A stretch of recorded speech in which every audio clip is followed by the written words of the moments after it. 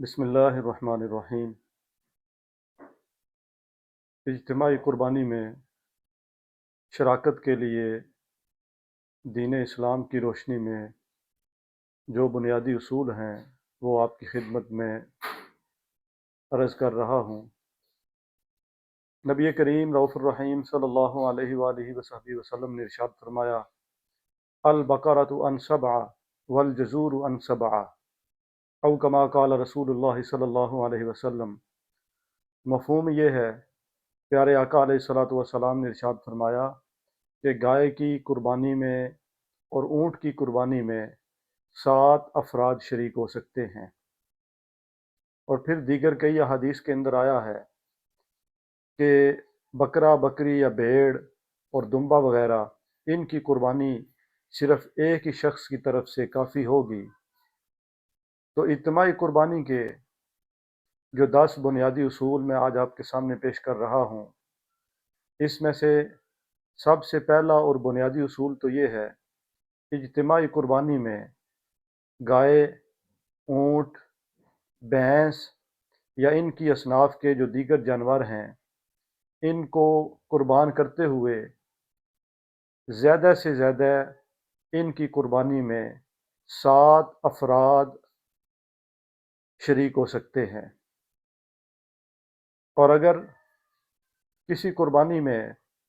7 سے زائد افراد شریک ہوئے تو پھر سب کی قربانی ضائع چلی جائے گی۔ ہاں، یہ جائز ہے کہ گائے اور اونٹ یا بھینس ان کی قربانی میں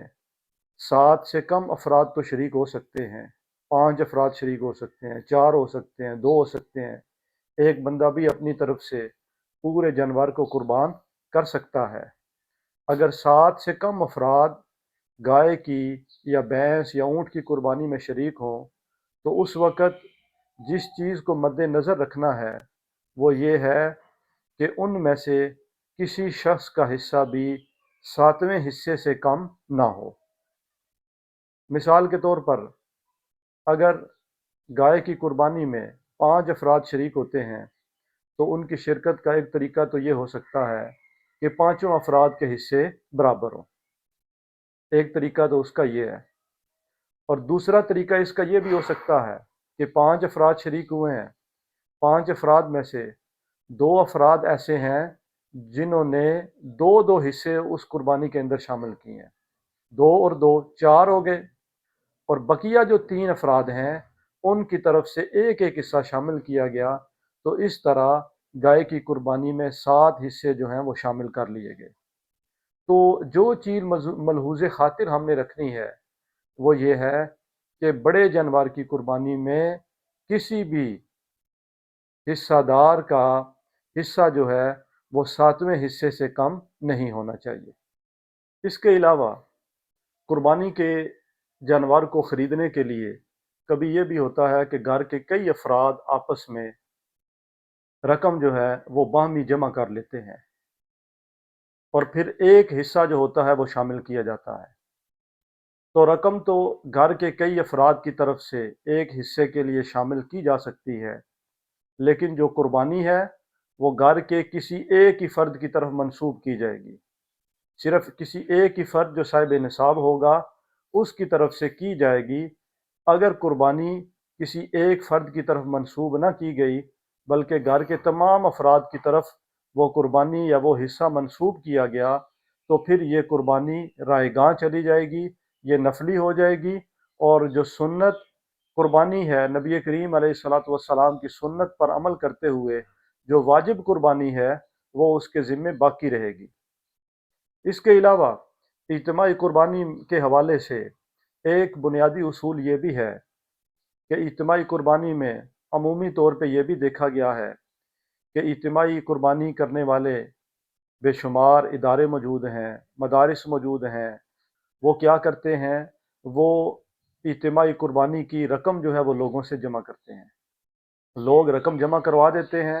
اور اس کے بعد یہ قربانی کس کی طرف سے کی جا رہی ہے، قربانی کس کی طرف منسوب ہے، اس کا بتانے سے بعض اوقات لوگ جو ہے وہ سستی کا مظاہرہ کرتے ہیں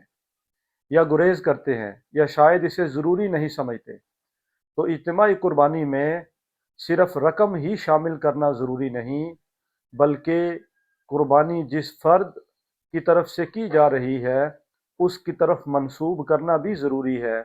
یہی وجہ ہے کہ نبی کریم علیہ الصلاۃ والسلام کی سنت مبارکہ یہ ہے کہ جب قربانی کا جانور ذبح کیا جائے تو اس کے پاس ہی کھڑے ہو کر یہ دعا کی جائے، یا بار الہ، یہ جو قربانی ہے یہ فلاں کی طرف سے اس کو اپنی بارگاہ عالیہ میں شرف قبولیت عطا فرما۔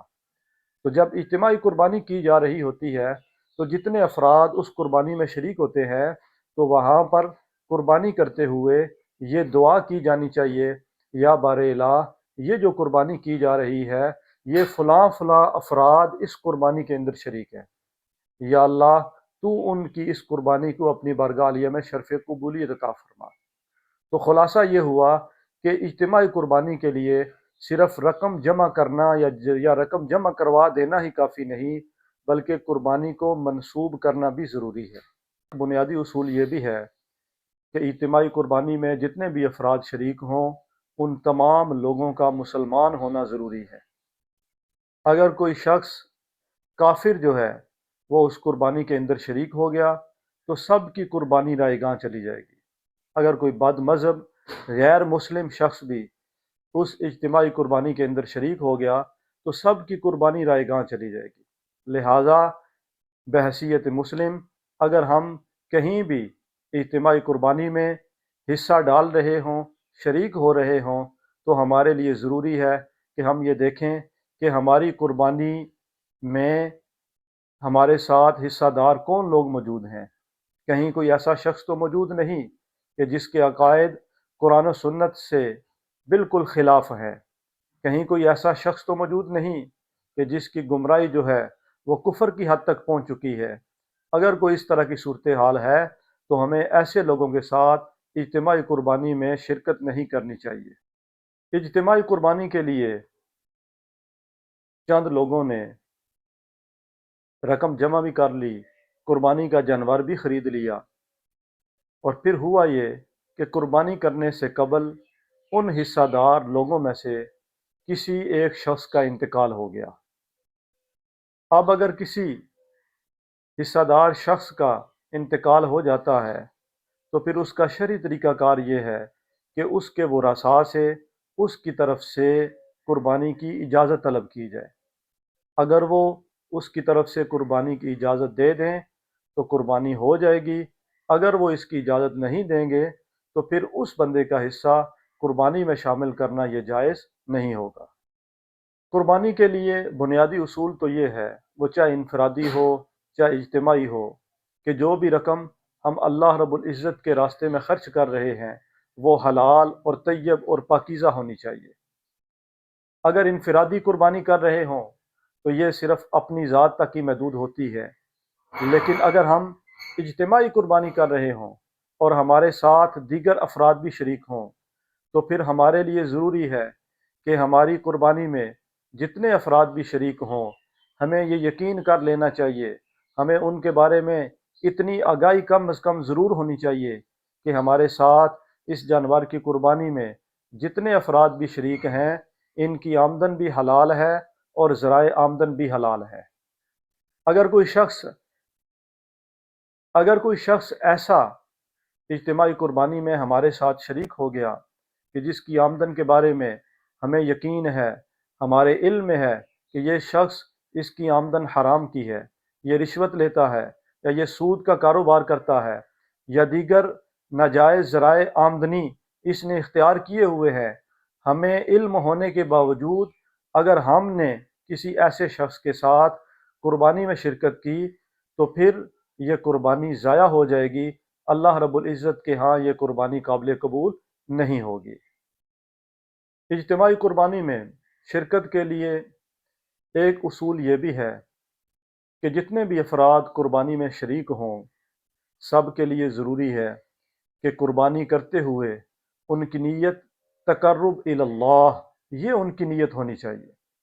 کہ اس قربانی کے ذریعے ہم نے اللہ رب العزت کا قرب حاصل کرنا ہے، ہم نے ثواب کو حاصل کرنا ہے، ہم نے اللہ رب العزت کی رضا کو حاصل کرنا ہے۔ اگر شرکائے قربانی میں سے کسی کی بھی نیت تقرب اللہ کی نہ ہوئی، اللہ کی رضا کا حصول ان کی نیت میں شامل نہ ہوا، بلکہ محض گوشت کا حصول یہی ان کا مقصد تھا، یہی مدعا تھا، تو پھر یہ قربانی ضائع ہو جائے گی، ایسی قربانی قابل قبول نہیں ہوگی۔ لہذا ہم جن افراد کے ساتھ اجتماعی قربانی میں شریک ہوں تو قربانی سے قبل ہمیں چاہیے کہ ہم لوگوں کو دعوت فکر دیں، ہم انہیں بتائیں کہ ہماری قربانی کا مقصد صرف یہ ہونا چاہیے کہ اللہ رب العزت کا قرب ہمیں نصیب ہو جائے، اللہ رب العزت کی رضا ہمیں نصیب ہو جائے۔ قرآن مجید میں بھی اللہ رب العزت نے اسی چیز کا ذکر فرمایا، قل ان صلاتی و نسکی و محیای و مماتی للہ رب العالمین۔ مفہوم یہ ہے کہ ہماری نمازیں، ہماری زندگی، ہمارا مرنا، ہماری قربانیاں یہ کس کے لیے ہونی چاہیے؟ یہ صرف اللہ رب العزت کی ذات کے لیے ہونی چاہیے۔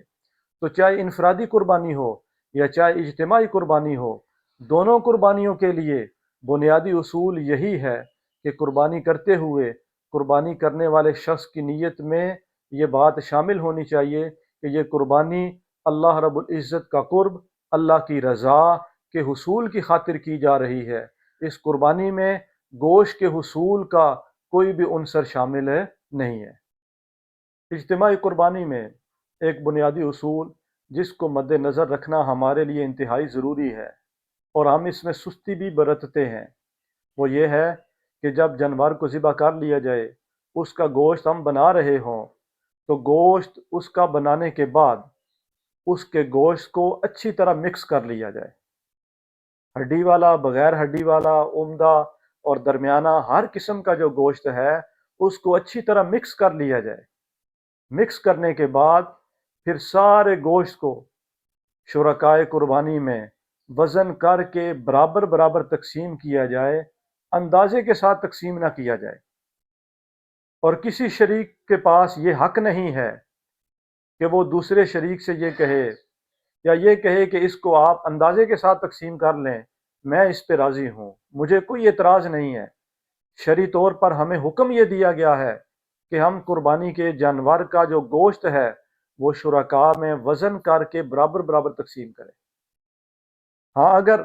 وزن کرنے میں دقت ہو، پریشانی ہو، ہمارے پاس وزن کرنے والا کوئی آلہ موجود نہ ہو، تو پھر علماء نے اس کے دو طریقے بھی بیان فرمائے ہیں کہ پھر اندازے سے بھی تقسیم کیا جا سکتا ہے۔ اس کا ایک طریقہ تو یہ ہے کہ جتنے بھی شرکائے قربانی ہیں ان کے گوشت میں گوشت کے علاوہ جو دیگر قربانی کے جانور میں چیزیں ہوتی ہیں، مثلا کلیجی ہے، اسی طرح پائے ہیں، وہ بھی شامل کر دیے جائیں۔ اگر یہ شامل کر دیے جائیں گے تو پھر گوشت میں اگر تھوڑی بہت کمی بیشی بھی ہوگی تو پھر کمی بیشی کے ساتھ بھی لینا جائز ہو جائے گا، یہ سود میں شمار نہیں ہوگا۔ اور دوسرا علماء کرام نے اس کا ایک طریقہ یہ بیان فرمایا کہ جتنے بھی قربانی کے شرکاء ہیں وہ سارے قربانی کا گوشت بن جانے کے بعد سارا گوشت ایک ایسے فرد کو ہبہ کر دے دیں جو اس قربانی میں شریک نہیں تھا۔ سارا گوشت اس کو دے دیا جائے،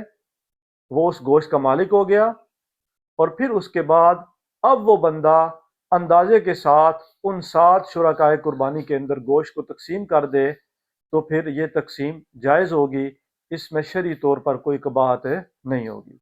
اجتماعی قربانی میں شراکت کے حوالے سے 9واں اصول یہ ہے کہ اجتماعی قربانی کرتے ہوئے ہم قربانی میں عقیقے والا حصہ بھی شامل کر سکتے ہیں۔ اگر کوئی شخص ایسا ہو جو اجتماعی قربانی میں عقیقے والا حصہ شامل کرنا چاہ رہا ہو، اور حدیث مبارکہ کی روشنی میں نبی کریم علیہ الصلاۃ والسلام نے ارشاد فرمایا کہ بچے کی طرف سے 2 بکرے یا 2 حصے جو ہیں یہ شامل کیے جائیں گے، اور بچی کی طرف سے 1 بکرا یا 1 حصہ شامل کیا جائے گا۔ ہاں یہ گنجائش موجود ہے کہ اگر کسی شخص کے پاس 2 حصے بچے کی طرف سے شامل کرنے کی گنجائش نہیں ہے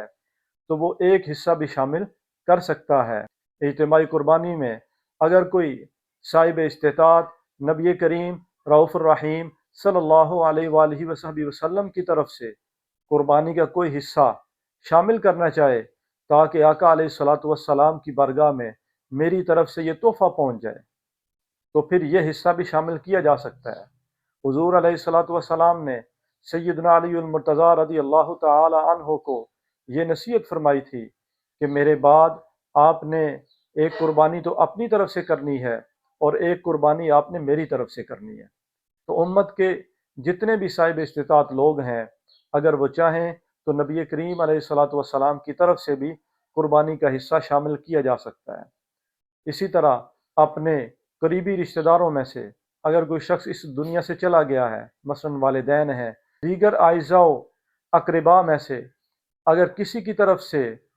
सवाब के हुसूल के लिए, उनको सवाब पहुँचाने के लिए कुर्बानी में अगर कोई शख्स हिस्सा शामिल करना चाहे तो वो शामिल कर सकता है, इसमें कोई हर्ज नहीं है। इज्तिमाई कुर्बानी का एक 10वां उसूल ये भी है कि अगर कोई शख्स ऐसा हो जिसने कुर्बानी करने की मन्नत मानी हो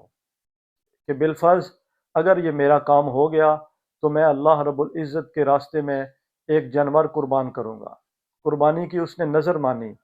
तो ये कुर्बानी की ऐसी किस्म है जो वाजिब है। तो ऐसी मन्नत वाली कुर्बानी भी इज्तिमाई कुर्बानी में शामिल की जा सकती है, इसमें कोई हरज नहीं है। हाँ, सिर्फ जो मन्नत मानने वाला शख्स है उसके लिए ज़रूरी ये है